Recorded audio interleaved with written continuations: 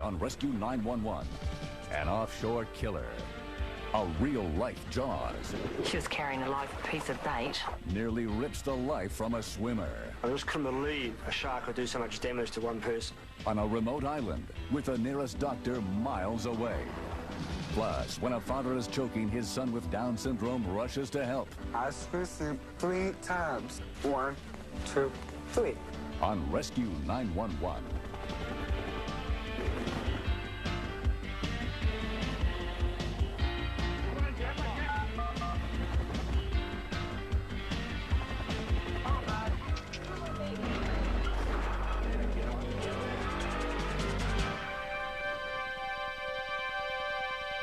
In 1992, there were only 5 people on remote Campbell Island, more than 400 miles south of New Zealand, living together at the weather station.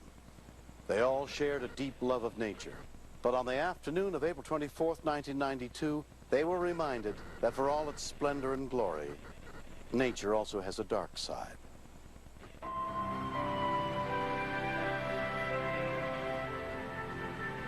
Campbell Island's a really wild place with no contact with the outside world apart from our radio telephone.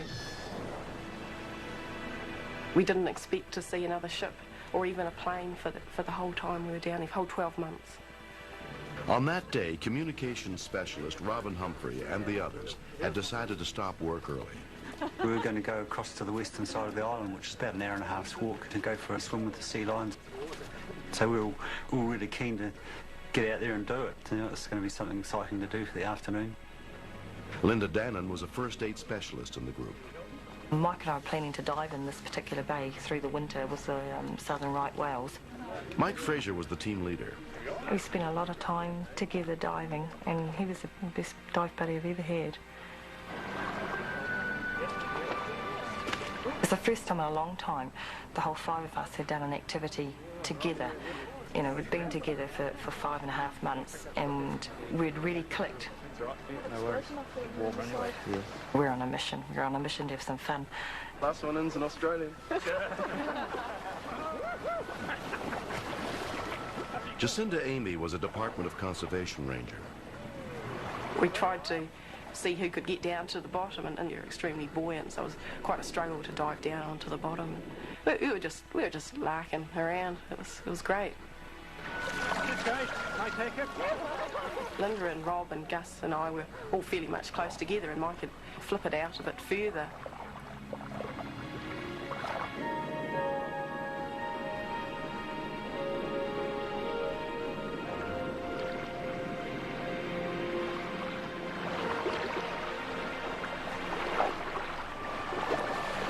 Quite clear though. There's all the surf. There's all the surf.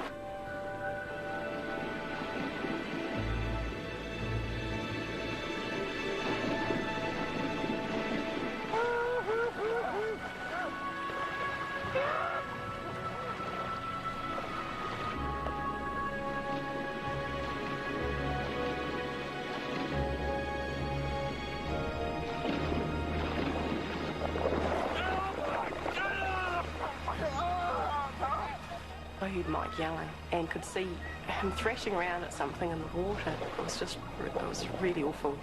His body was outlined by the pointed nose of a shark. And I thought Michael was dead or about to die, and there wasn't anything we could do. I mean, you don't attempt to drag him away from a shark. I knew I should have gone for the shore, but I felt his pain and his terror. It was really awful. It was unbelievable to see that happen in front of you. When we continue. She was carrying a live piece of bait, and that shark was still out there, and Jacinda had no idea where the shark was.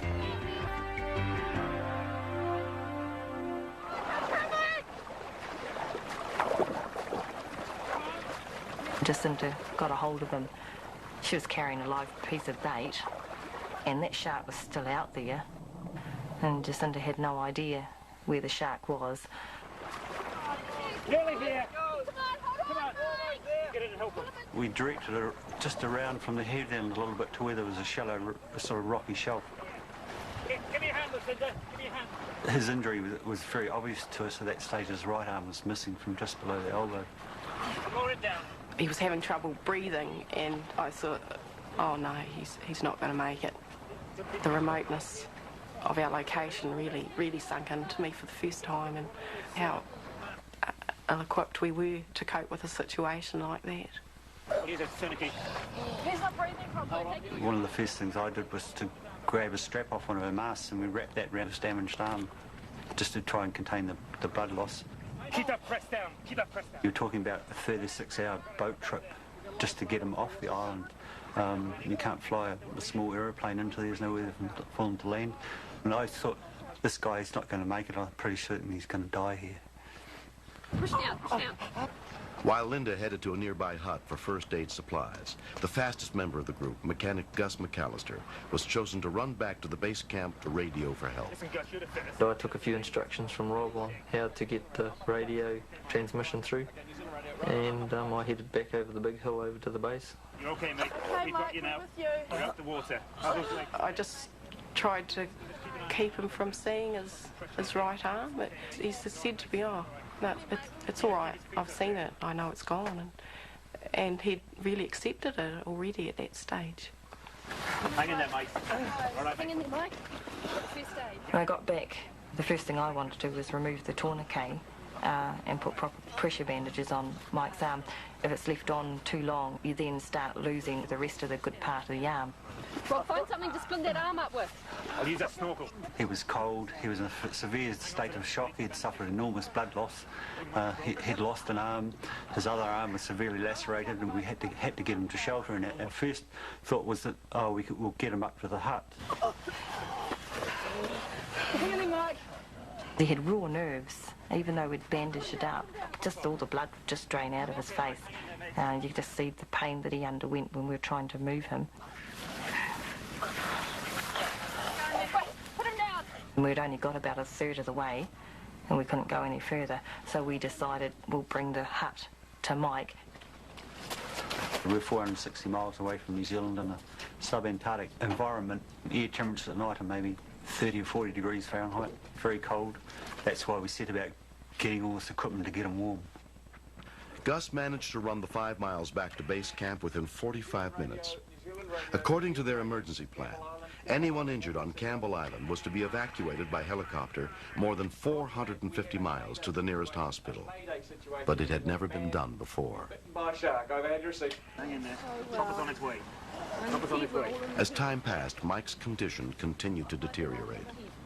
We were sitting in the tent trying to give Mike a lot of confidence, but even so we knew that to get this helicopter off the ground and get it underway was going to take an awful long time, and we just weren't certain if Michael had the strength remaining to last out that length of time. Pilot John Fennell had already been working 12 hours when they got the call. The flight that we were about to take is probably the longest flight that anyone in this part of the world has ever done in a helicopter. And we had to increase the range of the helicopter from 3.5 hours up to at least 6.5, and hopefully we would have enough fuel to then turn around and go somewhere else should we not be able to find the island. Gus brought back painkillers and antibiotics a doctor had prescribed over the radio. But there was no stockpile of blood on the island. Despite the risks, paramedic Pat Wynn had volunteered to be the medic on the flight. I was worried about major blood loss, but also whether the patient would be still alive when we arrived. Must have been there about an hour and a half, and the fuel in the main tanks had dropped. So she had to refuel, machine in mid-air. Hang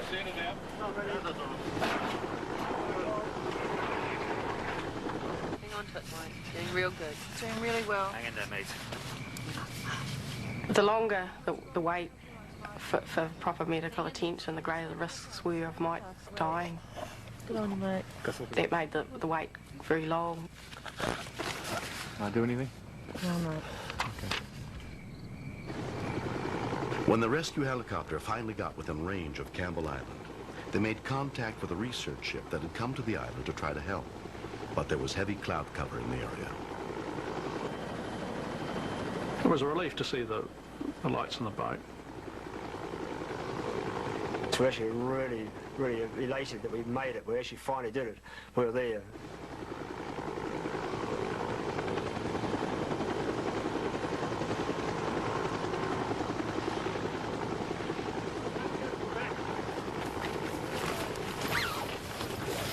Hi folks, Pepman from Tupper, what have we got? He was deeply blue, cyanotic, which is a lack of oxygen. And I asked the ladies concerned, his blood pressure, his last blood pressure, and they said they couldn't get it for the last hour, which means your kidneys are really starting to fail, and Michael was in a very serious state. Because it was so cold, Pat made the decision we should load him in the helicopter and take him across to their base on the other side of the island.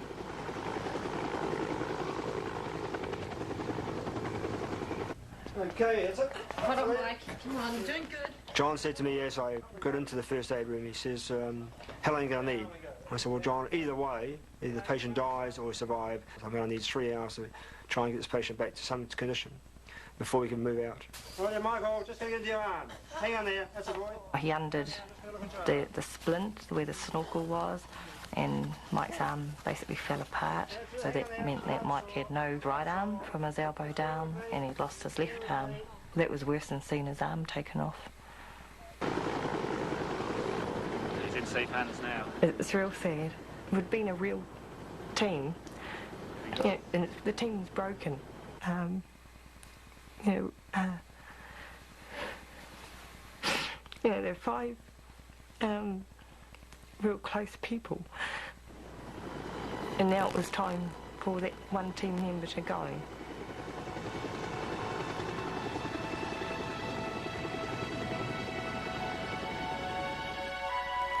Oh, 32-year-old Mike Fraser was taken to the nearest hospital, where miraculously doctors were able to repair his damaged left arm. In the 2 years since the incident, he has adjusted to the loss of his right arm, and with physical therapy, he continues to slowly regain the use of his left. When I first saw the shark, I thought I was dreaming. Everything happened so quick, and I remember thinking at the time, oh, a shark, it can't be a shark, I mean, there's no sharks here. Then a second thought came across my mind that, oh, I know what it's like to drown now. It wasn't actually crossing my mind, here's the shark that's going to kill me. I thought I was going to drown. It's good to see him up and about, you know. He's not the sort of guy you can keep down. He's pretty tough. He's just gone on and lived, and I really admire him for doing that. Yeah, he's done it well. Sid. The thing that saved Michael's life was actually the team on the island. If they hadn't given the first aid they did as a team, Michael would have passed away. He'd have died before I got to him. People shouldn't be afraid of sharks at all. The odds on getting bitten by a shark is so phenomenally small, it's just not funny. So many more people get killed in car accidents, and yet nobody thinks twice about jumping in the car and driving to work in the morning. Pruning seems been cutting off the tree. There's so many people involved. I'm just so extremely grateful to everyone. It was a case of good luck, good planning, and just everything came off, but you know, I'm just extremely grateful to everyone involved. Angie, come here. You can come up. Mike and I seem to have become an item. We started to see each other quite a lot through last year, and yeah, fell in love with each other and sort of thought this is the way to go. Now we are together. Yeah. Looking forward to a long life together. Next. I took note of the table first, and something just rang in not right. Mom! Dad's choking! Mom! As parents, we tend to think we know the individual limitations and strengths of each of our children. But one summer afternoon in 1993, at their home in Pensacola, Florida, Jerry and Twyla Ard were reminded that the best rewards of being a parent are the surprises made possible by love. Bradley was our first child, and as the first son, you have a lot of big plans for him. We didn't know until he was 1.5 years old that he had Down syndrome. And when we got that diagnosis, you mourn the death of your dreams and the goals that you had for him.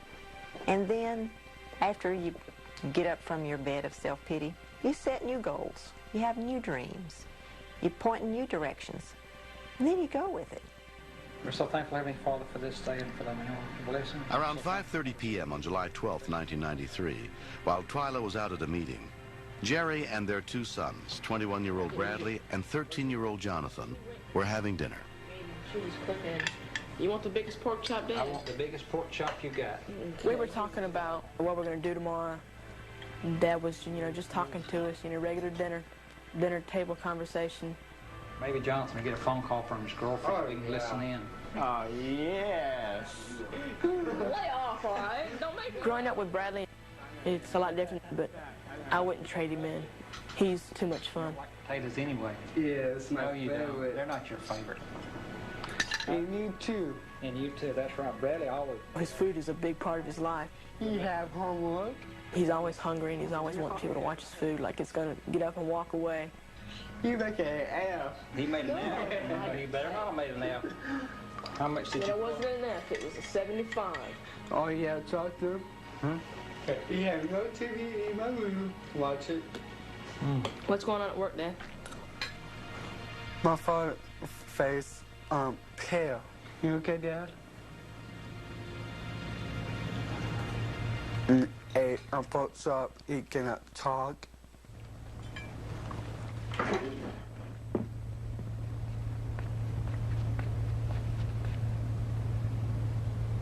I thought that was pretty peculiar. What happened? I don't know.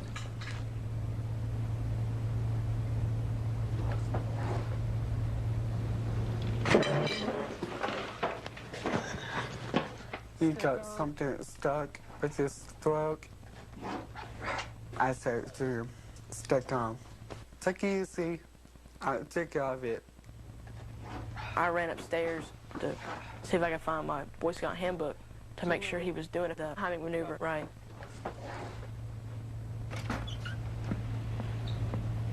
I took note of the table first, and something just rang in as, not right. I squeezed him 3 times. 1, 2, 3. I feel come out. Bradley informed me quite quickly. I saved him. Yes. Yeah, take that, please. I was afraid my father get hurt. I say my father a lot. What did you do? My dad. I love him so much. In my heart. Yes, Is everything out? Y'all clear? I'm fine. Jerry was still not able to say too much. He was still real weak. Where's the day off? Okay. All right, I'm fine. I realized how close I came to coming in finding him on the floor dead. As parents, I always expect to be the one taking care of the children. All Bradley told me to do was just stay calm and turn around, and that he would take care of it. I'm still amazed at how calm he was and how assured he was, and there was no, I think I can, or maybe it'll work, or anything like that. He was just, he had 100% confidence that he would take care of the situation. Thank you, Brad. Okay. Thank you very much. I love you. I love you too. How you doing? Yeah. Bradley Ard was given a Heroism Award by the Boy Scouts of America for saving his father's life that day. I don't think most people who have a handicapped child think of them as being capable of doing something as life-changing as life-saving. But if they're given the opportunity and the training, they can do it. If we have some time... Bob White is the Assistant Scoutmaster for Troop 409, a special unit for the mentally and physically challenged, where Bradley learned his first aid skills. This is a kit for making a bat house. You never know for sure which part of your training has taken a grip on any of your scouts. One of my favorite variations on Murphy's Law is that no matter how hard you try, every once in a while something's going to go right.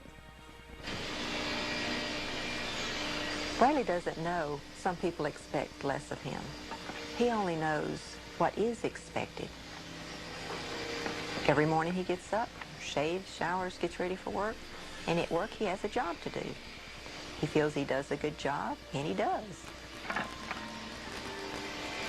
He knows he's capable, and all he wants is a chance. Brad and I are very close. He's been a blessing to me. And he can do so much. He never thinks about his handicap. Don't go in the hole. He didn't tell me that he was handicapped when I asked him to help me. Or he couldn't do it. All he told me was that he would take care of me. Oh, yes. He wants some help. I pray for my God to take care of my father, the greatest father, my dad. Yes.